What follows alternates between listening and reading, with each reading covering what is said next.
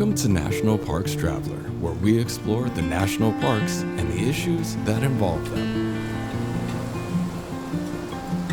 Across the national park system, there are nonprofit organizations that provide great assistance to the National Park Service in producing educational and informational materials, books, videos, and more for the parks.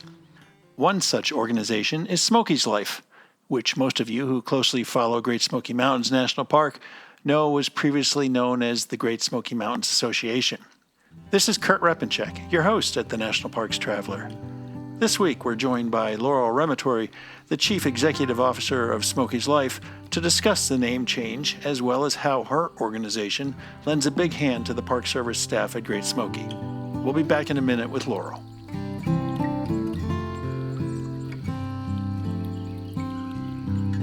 The Blue Ridge Parkway Foundation is the primary nonprofit fundraising partner for the Blue Ridge Parkway. It is made up of people who have a deep love for this majestic road and want to ensure that its natural beauty and the experiences it offers endure for generations to come. You can show your appreciation at brpfoundation.org. Smokies Life, full of stunning photography and thought-provoking reads, Smokies Life Journal is a biannual magazine produced by Smokies Life, formerly the Great Smoky Mountains Association. Members receive it free of charge each spring and fall, and it is available for purchase in retail stores throughout Great Smoky Mountains National Park and online at smokieslife.org. Listener and reader support make the National Parks Traveler possible every day of the year. If you enjoy the Traveler's content, please consider a donation at nationalparkstraveler.org.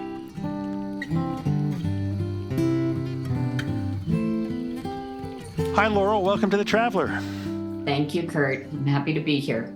It's great to have you here, although I wish I was there in the Smokies. You know, springtime is really kicking into gear, and you've got flowers blooming and birds tweeting. And here in the Rocky Mountains, we still have snow in our forecast. And we have 900 wildflower pilgrims here as of today. You know, as if there weren't already enough people here in the Smokies, because this is wildflower season. You're right. So, yeah. Yeah, well, you know, seasons are getting longer and longer. Shoulder seasons are getting shorter and shorter.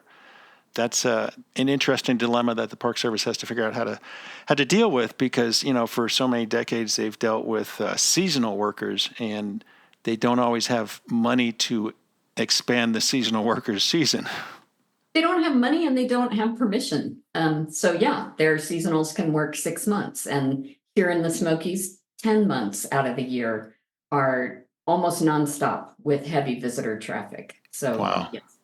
Well, you know, a few years back, Jeff Mao was the superintendent at Glacier National Park up in Montana, and he was telling me, you know, the problem really came home to roost when spring started showing up earlier and people were coming into the parks. And of course, if people are in the parks, they want to be able to use a bathroom.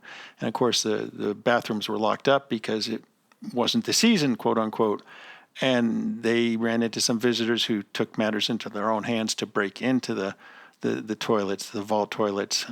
So, and where do you, you know, if you've got that 6 month or 10 month block, where do you move your seasonals to? Do you bring them in earlier? Do you keep them later in the fall, which, you know, we all know is expanding as well because the weather is so nice? Yep.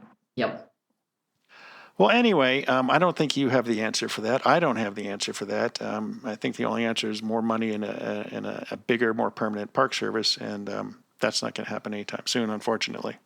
Well, perhaps not at the National Park System level, but that is, of course, the circumstance that helped drive this park to develop the Park It Forward program and to impose some user fees that would stay 100% here in the park, to start reversing the years and years of budgetary degradation that have occurred. You know, I know you've heard this in all the other National Park Service units, every year that the budget remains flat, but there are still inflationary increases that budget has to absorb.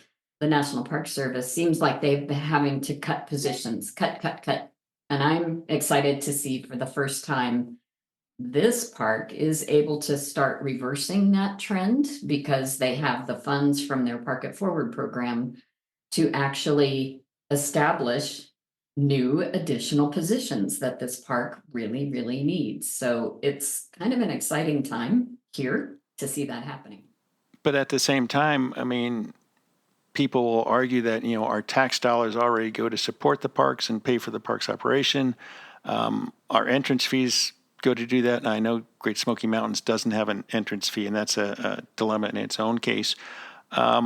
But let me ask you this. I've talked with you over the years and with some of your colleagues at some of the other parks, and it used to be that the cooperating associations, the friends groups, provided that margin of excellence for the park system, for the parks that they worked with. And then in recent years, it's going beyond the margin of excellence. It's, if you're putting the frosting on the cake, now you're providing the ingredients to build the cake as well as put the frosting on it. What's the likelihood of organizations such as yours, Smokies Life, being asked to provide temporary workers to supplement the seasonal workers? Well, our aid to park, our cash aid to park at Smokies Life is already being directed primarily towards paying for seasonals and interns for the resource education and the resource management and science divisions here in the park. And I'm okay with that because I can understand how much the staffing structure has been eroded, after more than a decade of this situation with flat budgets. With the advent of the Park It Forward program and the influx of funds there that can go to address a number of longstanding issues, such as the deferred maintenance backlog, as well as just the management and maintenance of historic structures. There, there are just so many needs. We are able to fill some gaps, but over time we are moving towards Smokies Life and even Friends of the Smokies, this park's philanthropic fundraiser. We will be able to direct our funds towards signature projects that are happening here in this park, but it's just not going to happen overnight. I mean, these problems took decades to develop. And of course, it developed across the entire national park system, the deferred maintenance backlog. And so then the Park Service is having to make very undesirable decisions about which critical infrastructure needs to be rehabilitated first, because there's just not enough money to go around. And you're just not going to dig out of that hole overnight or even within a decade or, with one piece of legislation. It's that forever game that we're all in, right? Yeah. Hey, before we go too far, for folks who are not familiar with Great Smoky Mountains National Park, closely familiar with it, could you explain the Park It Forward program? Yes, I can. So this national park does not charge an entrance fee. And the way that the land titles were transferred from the owners to the federal government when this park was established, they determined that a toll could not be collected on major park roads in this park. So it was established essentially as no entrance fee by design. This park was trying to reverse the erosion of its budget, and Friends of the Smokies and Smokies Life were doing the best that we could to direct as much aid to park as we possibly could, but we still could not fill the gap or make a dent in the deferred maintenance backlog. So the Park Service developed the Park It Forward program, which collects a modest parking fee from park visitors.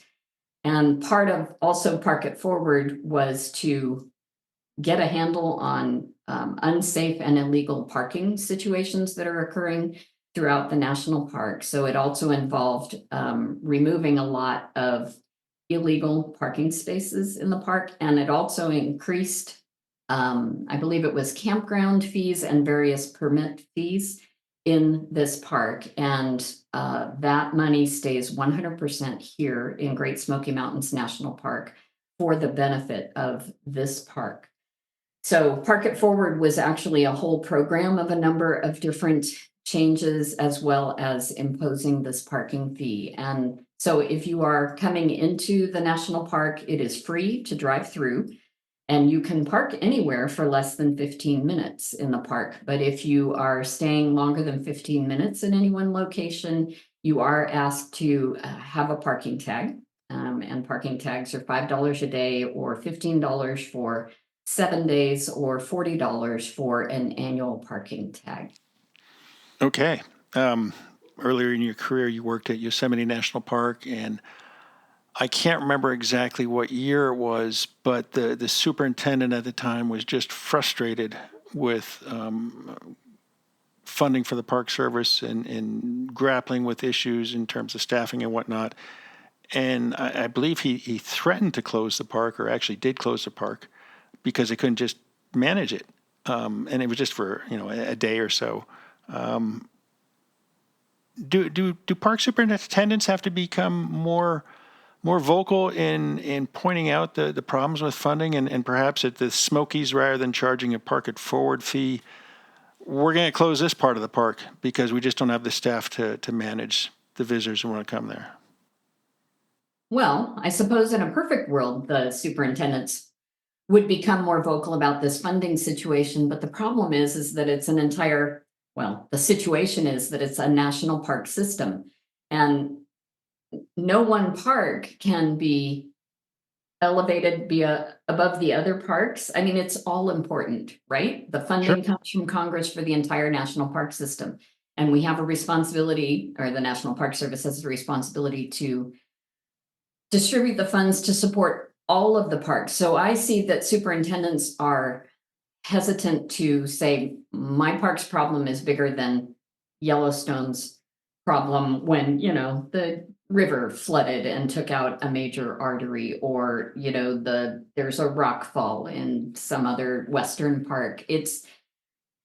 I think that's asking too much of the superintendents to be those advocates.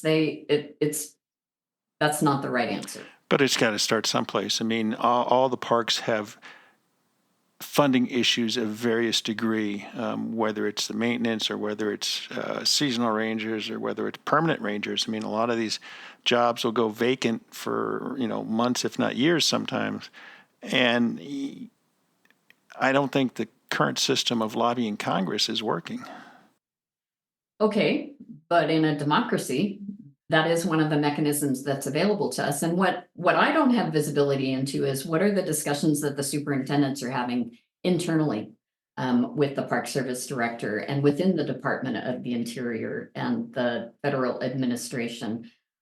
These are really smart people, and they know that we didn't get into this situation overnight. So the solution is going to be complex, I'm sure, and it's going to take time. Yeah, and certainly in many of these cases, the administration did come forward. I know they helped out at Yellowstone following the flooding, and the parks that deal with the wildfires. It's just the needs are greater than the resources, for sure. One thing I mentioned in the introduction today was that you used to be known as the Great Smoky Mountains Association, and earlier this year you changed your name after 7 decades to Smokies Life. Why was that? What was the thinking behind the change? Oh, gosh. So the thinking behind the name was that, well, Great Smoky Mountains Association is a noble name. By the time you get to the end of that 10, 14 syllables, however many it is, you still don't know what we do. And we felt that name was not allowing us to connect with the visitors to this park. It was creating a distance between our organization and the visitors to this park. And that's who we want to reach. We want to get everybody engaged in supporting this park and in better understanding the resources that this park has to offer. So we felt like our long name, which was often abbreviated to GSMA, it wasn't helping our image. Nobody knew what we did or why we did it, and it wasn't attracting people's attention. So we went through quite a lengthy process to decide if we could come up with a better name that we felt would reflect the complexity of the work that we do, and that would be attractive and it would be engaging to park visitors. And we challenged ourselves to make it a 2-word name. And one of the words needed to be Smoky or Smokies, because that's what these mountains are known by. So then we went through a number of different possibilities and we landed on Smokies Life because this park protects natural and cultural diversity. It attracts so many visitors. There are so many people who live around this area. Everything about this park is celebrating life. So by adopting this name, we're hoping that people just connect with our organization, are attracted to it, and ask why they might want to become a park keeper, becoming a member of our organization to help advance our work. So we changed our name. And I think you came up with a wonderful name. I didn't have any opposition to the Great Smoky Mountains Association, but Smokies Life really does encapsulate everything about the Smokies, and everything is on your mission to interpret floral, fauna, visitation, exploration, science. It's just great. And you guys do a great service for the Park Service by providing interpretive and educational materials for the visitors. How do you go about choosing which projects to move forward on? Well, so our organization pursues various projects such as developing publications or communications media, and that is the work of our creative services department oftentimes. But the way that our aid to park funds are used is completely within the purview of the National Park Service. So I just want to make sure that we're clarifying that when we make an aid commitment to the national park, we tell them we think we're going to be able to give you $1.75 million in 2024, and the National Park Service comes back and proposes ways to use those funds, and then my board reviews that proposal and then generally will approve it because we have a good collaboration with the National Park Service, and they tend not to ask for things that are not consistent with our mission, because we've all been doing this for a long time. But for our own projects, we work very closely with the National Park Service, and together we try to find where there might be gaps in information or where there might be interesting and unique stories that we can help bring to light. And then we will develop those publications. And we have a wide variety of media through which we're publishing that information. Of course, we have our Smokies Life Journal, which is the magazine that we publish twice a year for our members. And each of those editions contains 10 or more new articles about some aspect of the park or its resources. But then we're publishing also a Smokies Live blog where we post several articles a week, stories there. And we have a column in the Asheville Citizen Times, which is a local newspaper over in Asheville, North Carolina. And that's our way to nudge the regional conversation about the park. And then, of course, we've been doing our podcast series. It's Smoky Mountain Air, I believe, is the main podcast name, but we've been focusing on a series called Sepia Tones, which is a series of interviews with musicians about the history of Black Appalachian music here in the Smokies. So, and then, the materials that we published that form part of our retail inventory, we publish a number of books and maps and videos for those few people now that are still buying DVDs. Those are available. So yeah, we're just looking for interesting stories and helping the park to tell those stories. One of your latest collections of interesting stories is a book about letters written down through the years by visitors to the park. How did that come about? That sounds fascinating. Yeah, it is. It's that is a book called Letters from the Smokies, and it's by Micah Day, who is this park's librarian and archivist. And he's actually a Smokies Life employee, but he works on a day-to-day basis reporting to the National Park Service. And he's got his hands on the millions of pieces of information that are contained in the park's archives and curatorial collections. And we challenged him to find unique, interesting stories that could be reflected from pieces in the park's archives. And that's what he did. He created a book that provides context around these 19 pieces from the collection. And it's a really fun, engaging way to look at the history of the park and to bring light to things that the public, by and large, wouldn't normally be able to see. There's a collections preservation center in Townsend, Tennessee, where Mike works, but it's not a public-facing service. It's it's a place, an archive. And so it doesn't lend itself to people walking through because everything's climate controlled, right? So Yeah. yeah, we're really excited about that book. Mike did a beautiful job, and he worked with his wife Denise on that. And so now they are considering the next edition once he gets done with all of his talks promoting this book. So we're looking forward to that. How did they get a hold of the letters? Well, Mike is managing that collection. So Sure. But were the letters sent to the park?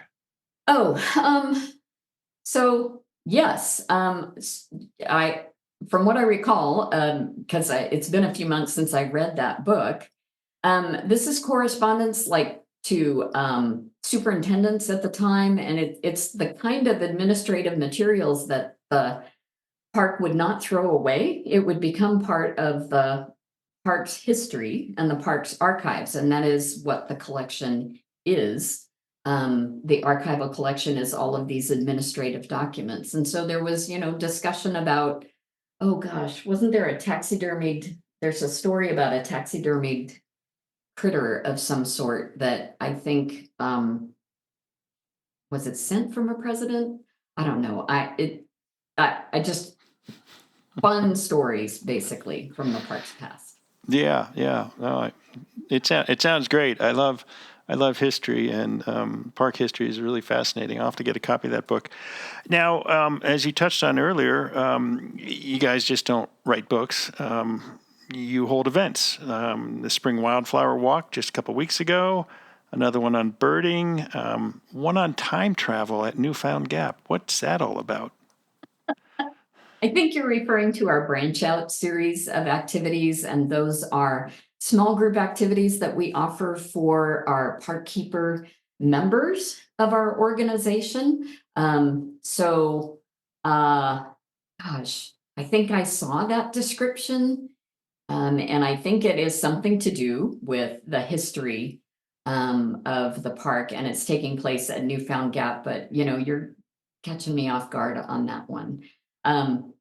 Post-pandemic, we are finding that our members are finally wanting to get back out and engage with trip leaders. And so that's just one of the many offerings that we're providing as a benefit of membership in the organization. So that's specifically for members of your... It is. Okay. It is. And you can become a member in order to register. So, yes. Do you have any idea what the average stay is, the average visit in terms of length to the Smokies is? I don't. Because the reason I ask, Yellowstone, I think it's 2.5 or 3.5 days, which I find unbelievable because there's so much to see there, between wildlife and forests and geothermal features and et cetera, et cetera, et cetera. And at the Smokies, it's not as big as Yellowstone. I think it's only 800,000 acres, roughly. 552,000 acres, maybe. You would know better than I would, but I will. We'll look it up. Okay. The point being, there is so much human and natural history at the Smokies, and if you're going to run through the park, you're going to miss all that robust information. And to be able to take part in these Branchout Series things, whether you're a birder or whether you want to learn more about wildflowers or know about the rich human history of the Great Smoky Mountains predating the park's establishment, going back thousands of years, and then coming forward and gaining an appreciation for the people who made their land there and what occurred to create this national park. I mean, it's valuable information. It is. It's very valuable. And I would bet that the average stay here in this park is probably a half a day or less. But you have to realize that, the gateway communities around this national park are where all of the visitor services are located. There is no major food service or overnight lodging inside of the national park. Sure. All of that is located outside of the park, with the exception of the LeConte Lodge, Right. which is, the backcountry lodge that you need to hike to, and of course, campgrounds. And then there are campground stores. But because this park, like so many others, was established as economic stimulus coming out of the Great Depression, the decision was made to locate the visitor services outside of the boundary of the national park. So, and there's no entrance fee and there's no entrance kiosk coming into the park. So it's extremely easy to have a national park experience. If you miss the last Gatlinburg turnoff and keep going straight on the parkway, you are suddenly in the national park and having a wonderful national park experience. I think the vast majority of park visitors probably see what is only along the road corridors, the major Right. road corridors, as they're driving through the park. Yeah. But of course, that is one of the tremendous values of this park, is the inspiring scenery that you can get, just from any old pullout. It's so beautiful out here. Yeah. Yeah, it really is. Moving on with your Branchout series, I know coming up later this year, you've got a forest therapy adventure, a naturalist trip to Andrews Bald, and one in August that kids should really find fascinating on salamanders. Yes, yes. There's 31 known species of salamanders, I think, in the park. There might be a 32nd species that is going to be formally verified, as they do, I guess, DNA analysis on salamanders here. But yes, this is the salamander capital of the United States, as I understand it. So Yeah. yeah, come on out, check it out. Years ago, many years ago, maybe decades ago, I had an assignment for Audubon magazine to go to Great Smoky Mountains National Park and do a story on Discover Life in America and the Biodiversity Inventory that was launched decades ago, and continues on. And the species that they're finding, not just new to Great Smoky Mountains, but new to science, is just really phenomenal. It's fantastic. Yeah, the all taxa biodiversity inventory being managed by Discover Life in America. It's identified over 21,000 species records for the park. More than 10,000 are new to this park, and over 1,000 are new to science. And it's really exciting that that work is continuing. And they are now engaged in DNA barcoding analysis of samples that have been collected over many decades, or like they're 20 years old and they're just now going in and identifying all of these critters. So I think that their estimates are that there could be 60 to 80,000 species here in the park, but only 21,000 of them have been identified at this point. But that is really exciting work, and they're a wonderful nonprofit partner that we work with pretty closely, because they're, of course, through science, discovering all these new stories. And then we like to share that story with the world. It's such valuable work for sure, and it'd be really great to see that program expand to other parks. I know that was one of their dreams, and I'm not sure how far along it's been advanced, but to know what is lurking, so to speak, in the forests and the streams and the lakes in Great Smoky Mountains and all these other national parks, just a vast amount of knowledge to accumulate. Going back to some of your work as a developer of interpretive and educational materials, Smokies Life earlier this spring won an award from the Public Lands Alliance for your Junior Ranger Activity Guide in terms of outstanding public engagement. Now, everybody who's listening probably is well aware of the Junior Ranger program across the park system. What makes your Junior Ranger Activity Guide so special? Thanks for asking about that. Like many other national park units, we for a long time were publishing an entire suite of junior ranger hand or guides, little booklets, and they were designed to be age appropriate. And what we were finding is that uh, families wanted to have activities that they could do together. And the previous iterations of the Junior Ranger Handbook were really just geared towards one individual child pursuing their junior ranger badge. So we worked closely with the National Park Service to design the activity guide so that there's family friendly activities. There's stuff for adults even included in the activity guide. And another thing that we did was the National Park Service was very deliberate about seeking input and providing representation of all the different divisions in the National Park Service, the law enforcement, the administration, the resource ed, the scientists, because we know that kids are going to be having a good time when they're interacting and working through this activity guide. And it's also an opportunity for them to see themselves, maybe working in a national park someday, and maybe they're not going to be an interpretive ranger. Maybe they're going to be a scientist, and so those disciplines are reflected in the handbook as well.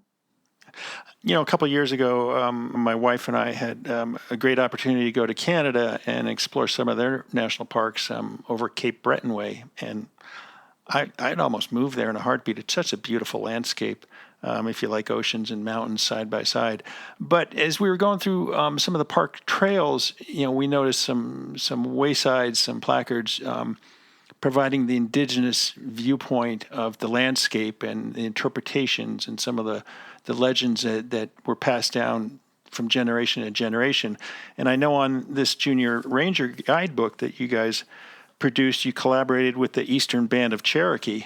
And I'm just curious, did that collaboration show up in the Junior Ranger book in terms of some of the Cherokee interpretations or views of the landscape there in Great Smoky Mountains? Yeah, thanks for that question, Kurt. It did in fact show up there in the Junior Ranger Activity Guide. There is a segment on storytelling where it's talking about Cherokee stories, and I'm seeing the use of a number of Cherokee names for places as well as characters. I hope I'm saying this right, from the Cherokee syllabary. So that's a new font for our publications team to be working with. And it does touch on the indigenous people's use of this area before the Euro-American settlers moved in and before the logging companies were moving in. So there's sections on that as well. So we are striving to tell a more complete story about the park. And, you mentioned in the places that you were going, that there was interpretive signage that was telling these stories. And I can just tell you, it's much faster to get information into a publication than it is to get an interpretive panel constructed and installed or changed out inside of a national park. So this is perhaps a more responsive way to start getting those stories out there into the public. And I think it's valuable knowledge. I mean, we're not talking about rewriting history. We're talking about providing a more fuller history, because there were other peoples living on this continent long before the whites arrived from Europe in their sailing ships.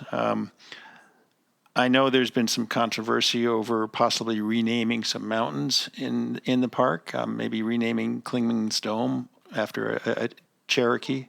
By my observation, it's not a controversy here within the park, and I see the Resource Education Division is already making reference to that location as Kuohi. And we're fine with that. We are adding those names in our publications as they come up for revision or reprint, because we think that adds to the total understanding of how, yes, there were people here who were living on this land for many, many generations before the Euro-American settlers came here. I think this park has done a remarkable job at preserving the settlers' history here.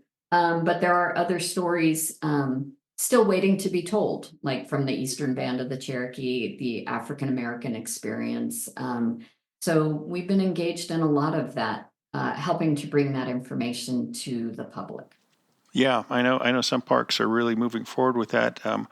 Hawaii Volcanoes National Park. If you get their park map and open it up, you'll see not only the commonplace names of today, but also the native Hawaiian names for different locations in the park. And they need to provide a pronunciation guide because Oh, yeah, they do. And as I shared with you that I am going to be going to visit the national park units in Hawaii later this year, and I can't wait for somebody to explain to me how all of that is pronounced, because wow, yeah, awful lot of L's. yeah. And I'm excited for the opportunity. Yeah, yeah, but it's again, it's I think rich knowledge to understand how different cultures looked at these landscapes. Now, folks who are familiar with Great Smoky Mountains National Park, no doubt, are familiar with Friends of the Smokies. Do your roles overlap? Do they conflict? Well, certainly the Complement? potential yeah. So the potential would exist for our roles to overlap. We work hard to make sure that we don't operate in conflict with each other. So Friends of the Smokies is this park's philanthropic fundraiser, and they are very good at what they do, raising capital funds to support this national park. And then Smokies Life, our organization, is a provider of programs and services that enhance the visitor experience. Both of our organizations generate funds that we donate back to the national park for it to use for programs and projects that government funds are not available to support.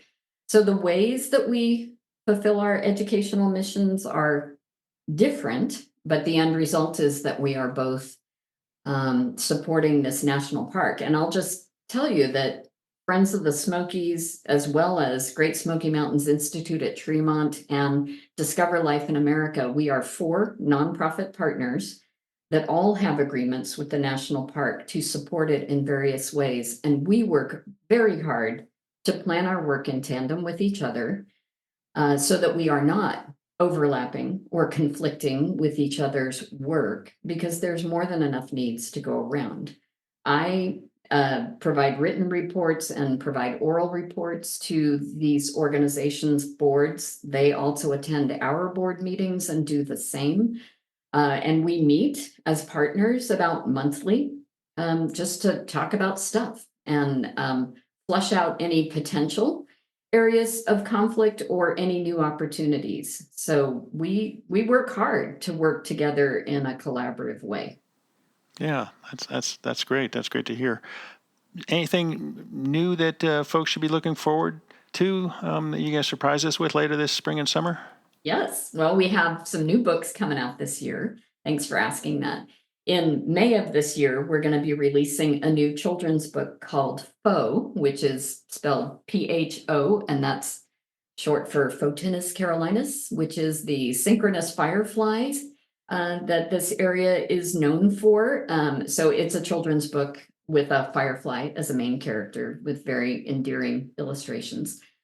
So we're going to be releasing that just in time for the firefly season. And then this fall, we will be releasing another children's book called Camilla and the Caterpillars, and a general audience's book, which is a biography on George Massa, who is a fairly mysterious character in the Smokies past. He was, of course, a great friend to Horace Kephart, and the two of them advocated for the creation of the national park. And we've been working for a number of years to do research on George Massa. He was brought to light in the Ken Burns and Dayton Duncan series, The National Parks, America's Best Idea. And very little is known about George Massa, who was a landscape photographer. And so we've done a lot of research from his correspondence and things that we could learn about his home country, from his home country in Japan. And so we expect to release this definitive biography on George Massa in the fall. So we're excited about that. Wow, that all sounds great, Laurel. It makes me wish that I lived a couple hundred or many hundred miles closer to the Smokies, because I don't get there enough. It was actually, I think it was the second national park I explored when I was growing up on the East Coast. The first was Acadia. Well, actually, it might have been probably the third. Acadia, Shenandoah, then Great Smokies. We just worked down the coast, but As many people do. it's a fabulous park, and I wish I could get back there more often than I do. But thanks so much for taking time to bring us up to date on Smokies Life and some of the great projects that you're working on. It certainly sounds like an exciting time with your organization and inside the park there. Well, thank you, Kurt. And I appreciate your interest in the work that we're doing. And I hope you get to come out here to the Smokies. Since I'm, retiring later this year, I'll have time on my hands. So when you come out here, let me know. And, we'll go exploring at some of these places together. How's that? That sounds great. I would look forward to that. Okay. Thanks. All right. Kurt.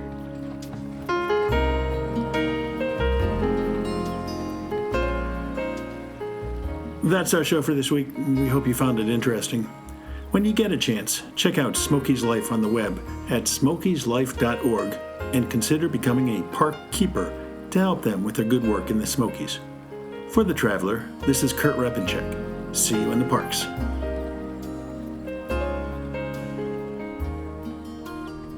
The composers and musicians at Orange Tree Productions have created a unique collection known as the National Park Series that has grown to include more than 30 CD titles.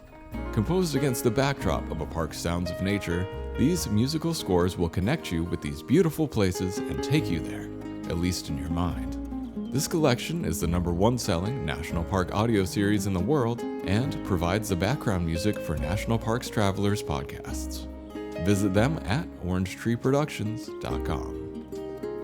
Editing and production work for the National Parks Traveler podcast is done by Splitbeard Productions. You can learn more about us at splitbeardproductions.com. National Parks Traveler is a 501c3 nonprofit media organization that provides daily editorial coverage of national parks and protected areas. Traveler's coverage is made possible by reader and listener donations. Visit us at nationalparkstraveler.org.